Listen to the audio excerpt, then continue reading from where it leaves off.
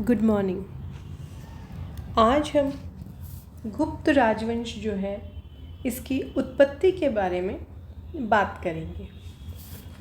गुप्त नरेशों के अभिलेख और सिक्कों से उनके वर्ण या जाति के विषय में कोई भी जानकारी नहीं मिलती है, इसलिए उनकी उत्पत्ति का ये जो विषय है ये प्रश्न बहुत ही विवादाग्रस्त रहा है और इनकी उत्पत्ति किससे हुई इसके बारे में अलग अलग मत रहे हैं। सबसे पहला मत शूद्र या निम्न कुल उत्पत्ति का है। इसके समर्थकों की अगर बात की जाए तो इसमें वज्जिका के कौमुदी महोत्सव में चंडसेन नामक राजा जो था उसको कारस्कर कहा गया है। बोधायन सूत्र में कारस्कर को शूद्र कहा गया है। केपी जायसवाल ने चंडसेन की समता जो है वो चंद्रगुप्त प्रथम से कर गुप्त वंश की उत्पत्ति शूद्रों से बताई है। कौमुदी महोत्सव में ही लिच्छवियों को मलेच्छ कहा गया है। केपी जायसवाल चंद्रगोमीन के व्याकरण में उल्लिखित अयजत जरटो हुणान के आधार पर गुप्त वंश की उत्पत्ति जट या जाट से भी बताते हैं। क्षेत्रेश चट्टोपाध्याय के अनुसार कौमुदी महोत्सव में उल्लिखित कृतिवासस शब्द अद्वैत के प्रणेता शंकराचार्य के लिए प्रयुक्त है, अतः ये ग्रंथ स्वयं गुप्तकालीन नहीं है। चंद्र व्याकरण की मूल पांडुलिपि में जट शब्द न होकर मूलतः जप्त या गुप्त ही मूल शब्द था। कुछ विद्वान जो है वो गुप्त राजवंश की उत्पत्ति वैश्यों से बताते हैं, जिसके समर्थकों में हम नाम ले सकते हैं एलन, अल्तेकर, आयंगर, रोमिला थापर, रामशरण शर्मा आदि विद्वान गुप्तों को वैश्य मानते हैं। विष्णु पुराण तथा मनुस्मृति के अनुसार ब्राह्मण अपने नाम के अंत में शर्मा, क्षत्रिय वर्मा, वैश्य गुप्त तथा शूद्र दास शब्द लिखेंगे। मंजूश्री मूल कल्प में गुप्तों को कहीं क्षत्रिय तो कहीं वैश्य कहा गया है। ये जो मत है इसकी समीक्षा से स्पष्ट होता है कि भारत में नाम संबंधी नियमों का कभी दृढ़ता के साथ पालन नहीं हुआ। विष्णुगुप्त कट्टर ब्राह्मण था। गुप्तवंशी घटोत्कच के नाम के अंत में गुप्त शब्द नहीं जुड़ा हुआ मिलता। वास्तविकता ये है कि गुप्त नाम इस वंश के संस्थापक का था तथा सर्वप्रथम चंद्रगुप्त प्रथम ने इसे अपने नाम के अंत में प्रयुक्त किया था। तीसरा जो मत है वह है क्षत्रिय उत्पत्ति का, और इस मत के समर्थकों के अंतर्गत हम विद्वानों का जिनका नाम ले सकते हैं वे हैं रमेश चंद्र मजुमदार, गौरीशंकर हीराचंद्र ओझा आदि विद्वान जो हैं ये गुप्तों को क्षत्रिय मानते हैं। पंचोब जो कि बिहार में है, वहाँ से प्राप्त ताम्रलेख में गुप्त वंश को क्षत्रिय अर्जुन का वंशज कहा गया है। शिवगुप्त की सिरपुर प्रशस्ति में चंद्रगुप्त नामक राजा को चंद्रवंशी क्षत्रिय कहा है। जावा से प्राप्त तंत्रिकामंदक ग्रंथ में महाराजा ऐश्वर्यपाल स्वयं को इक्ष्वाकु वंशी यानी कि सूर्यवंशी क्षत्रिय तथा समुद्रगुप्त का वंशज कहता है। चंद्रगुप्त प्रथम का लिच्छवियों के साथ वैवाहिक संबंध था। लिच्छवियों को क्षत्रिय माना जाता है। पंचोब लेख में जिस गुप्त वंश का उल्लेख हुआ है वह महान गुप्त वंश नहीं है। अगर ऐसा होता तो इसमें अवश्य समुद्रगुप्त आदि प्रतापी राजाओं का उल्लेख होता। तंत्रिकामंदक एक मध्यकालीन रचना है तथा ये एक महान राजा के साथ संबंध जोड़ने का प्रयास मात्र है। सिरपुर लेख के चंद्रगुप्त तथा महान गुप्त चंद्रगुप्त प्रथम की वंश परंपराएं अलग अलग हैं।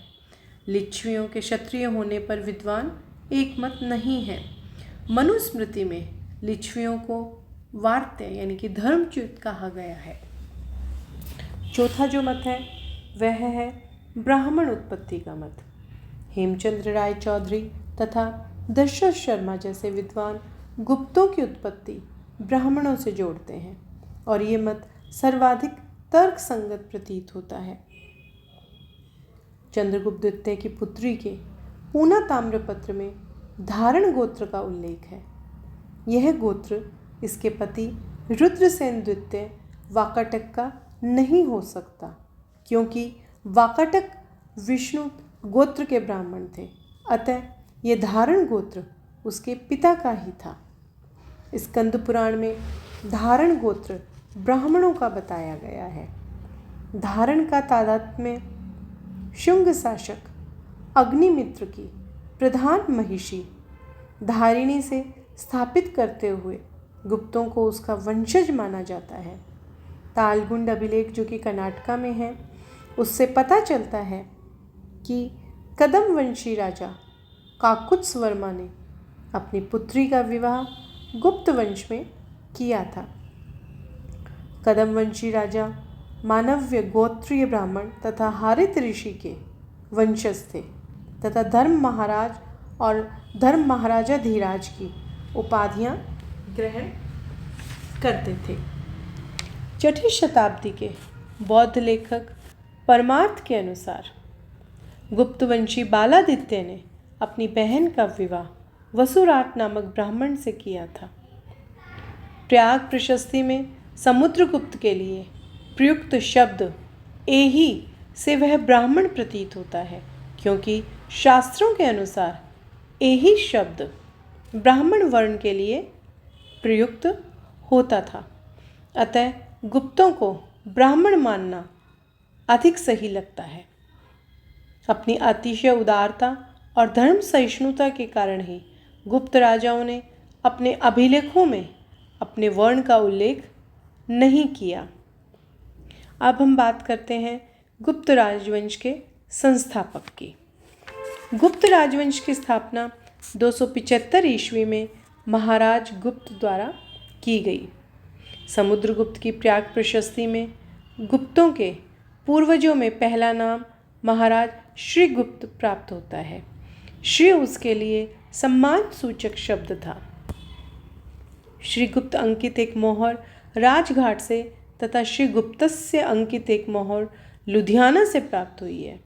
गुप्त वंश के संस्थापक को चीनी यात्री इत्सिंग ने चेलिकेतो कहा है। गुप्त वंश का दूसरा शासक महाराज घटोत्कच श्रीगुप्त का पुत्र था। प्रभावती गुप्ता के पूना और रितपुर ताम्रपत्रों में घटोत्कच को गुप्त वंश का आदि पुरुष कहा गया है। स्कंदगुप्त के सूपिया लेख में भी गुप्तों की वंशावली घटोत्कच से प्रारंभ होती है। इस आधार पर भी ये प्रतीत होता है कि सबसे पहले गुप्तों ने घटोत्कच के समय ही गंगा घाटी में राजनीतिक महत्ता प्राप्त की। राखलादास बैनर्जी के अनुसार गुप्त प्रारंभ में कुषाणों के सामंत थे। केपी जायसवाल के अनुसार गुप्त भार शिवनागों के अधीन थे। श्रीगुप्त तथा घटोत्कच ने महाराज की उपाधि धारण की तथा 319 ईस्वी तक किसी वंश के अधीनता में शासन किया। अब बात करते हैं हम चंद्रगुप्त प्रथम की, जिनका शासनकाल 319 से 350 ईस्वी तक रहा। गुप्त वंश का पहला राजा चंद्रगुप्त प्रथम था, जिसने अपने राज्य को पूर्ण स्वतंत्र कर महाराज धीराज की उपाधि धारण की थी। इसे गुप्त वंश का वास्तविक संस्थापक माना जाता है। हेमचंद्र राय चौधरी ने चंद्रगुप्त प्रथम जो है इसे द्वितीय मगध साम्राज्य का संस्थापक कहा है। चंद्रगुप्त प्रथम के शासनकाल की सर्वाधिक महत्वपूर्ण घटना गुप्तों और लिच्छवियों के बीच वैवाहिक संबंधों की स्थापना है। लिच्छवियों का सहयोग और समर्थन प्राप्त करने के लिए उसने उनकी राजकुमारी कुमार देवी से विवाह किया। इस मैत्री से उत्तर बिहार का वैशाली राज्य गुप्त राज्य के अधिकार में आ गया। चंद्रगुप्त कुमार देवी का विवाह 6ठी शताब्दी ईसा पूर्व में बिंबिसार के साथ लिच्छवी गणराज्य की वैवाहिक मैत्री की याद दिलाता है। इस विवाह के उपलक्ष्य में चंद्रगुप्त प्रथम ने चंद्रगुप्त कुमार देवी प्रकार के सोने के सिक्के जारी किए, जिन्हें लिच्छवी प्रकार, राजा रानी प्रकार, विवाह प्रकार आदि नामों से जाना जाता है। Thank you.